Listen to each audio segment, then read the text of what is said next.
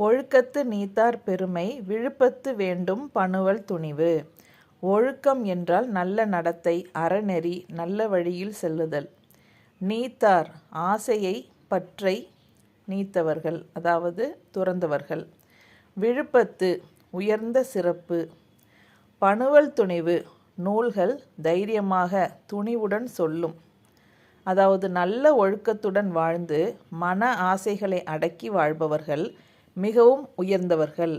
அவர்களின் பெருமையை உலகின் அறநூல்கள் கூட மிகுந்த பெருமையுடனும் துணிவுடனும் போற்றி கூறுகின்றன. ஒழுக்கமுடைய வாழ்க்கை செல்வம், பதவி, புகழ் எல்லாவற்றையும் விட உயர்ந்தது. ஆசையை வெல்வதே உண்மையான வெற்றி.